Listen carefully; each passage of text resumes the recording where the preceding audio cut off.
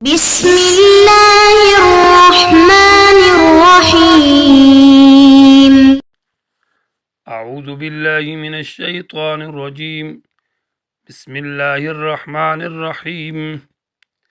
الف لام را تلک آیات الکتاب المبین۔ عزیز طلبہ اکرام، سبق نمبر 59 سورہ یوسف۔ آج کے سبق میں سورہ یوسف کا ماقبل سورہ ہود سے ربط اور پھر سورت کا دعویٰ اور سورت کا تفصیلی اور اجمالی خلاصے کا بیان ہے، یہ سبق کا عنوان ہے۔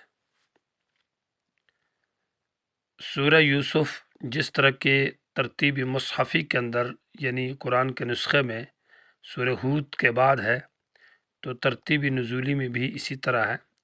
گویا کہ سورہ یونس، ہود اور یوسف تینوں صورتوں جو ہے وہ ایک ایک نبی کے نام کے ساتھ مسمہ ہے، یونس علیہ السلام، ہود علیہ السلام، یوسف علیہ السلام، اور نزول میں بھی اسی طرح ہے۔ سورہ یوسف کا ماقبل سورہ ہود کے ساتھ ربط، جو اہم ربط یہ ہے کہ سورہ یوسف یہ تنویر ہے سورہ ہود کے لیے مسائل اربع میں۔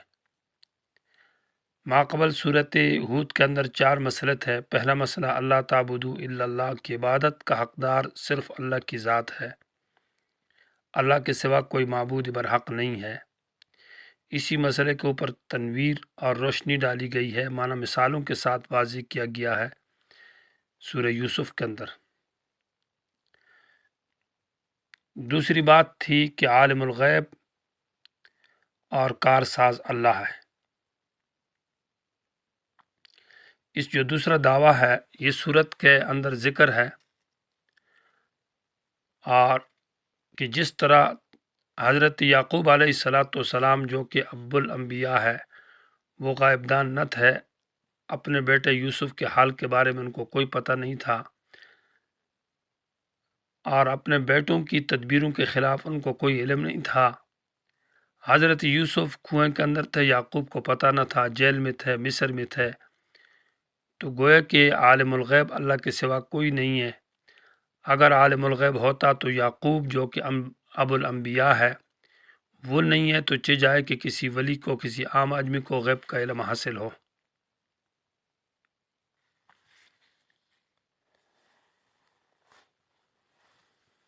اسی طرح تیسرے مسئلے کے اندر کہ متصرف اور کارساز جو ہے وہ بھی اللہ تعالیٰ کی ذات ہے۔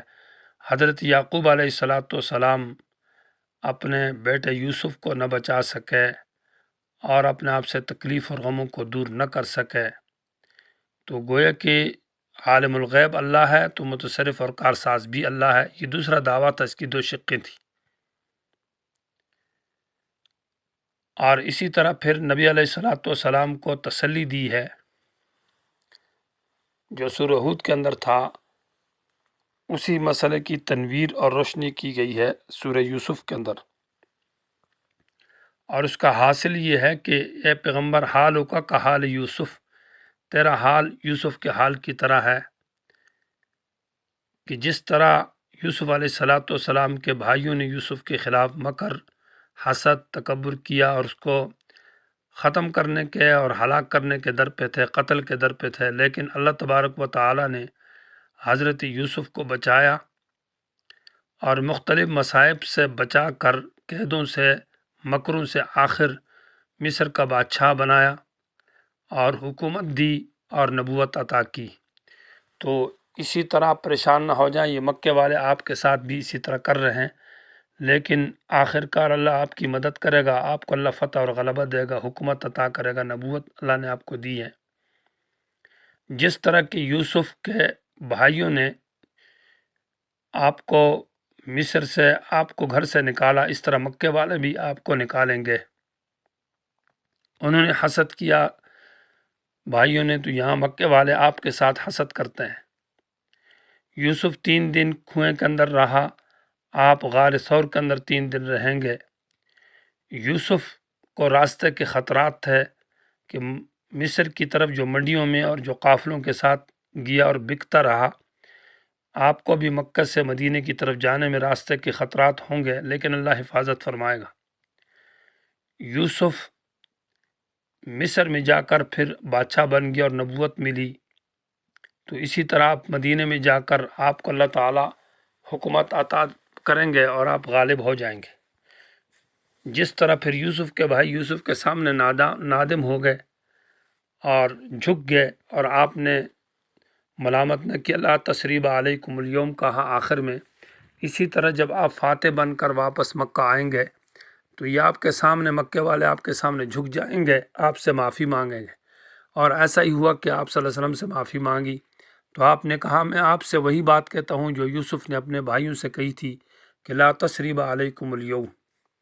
تو مانا حال کا حال یوسف، گوئے کہ یہ تنویر ہے ماقبل کے لیے، اور ساتھ ساتھ دعوی جو تسلی والا دعویٰ اس کی تنویر اور اس پر تفصیل ہے۔ گویا کہ سورہ ہود کی جو آخری آیت ہے وَلِلَّهِ غیب السماوات والارض، اس آیت کے اندر 4 مضمون تھے، ان 4 مضمونوں کی تفصیل سورہ یوسف ہے، گویا کہ سورہ ہود کی آخری آیت کی تفصیل ہے۔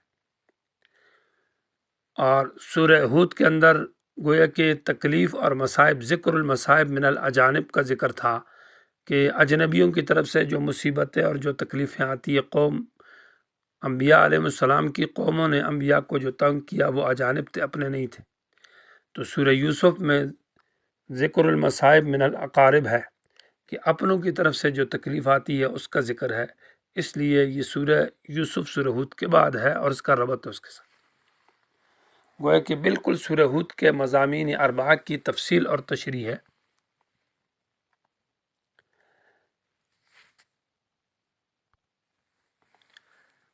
پہلا مسئلہ کہ عالم الغیب اللہ ہے،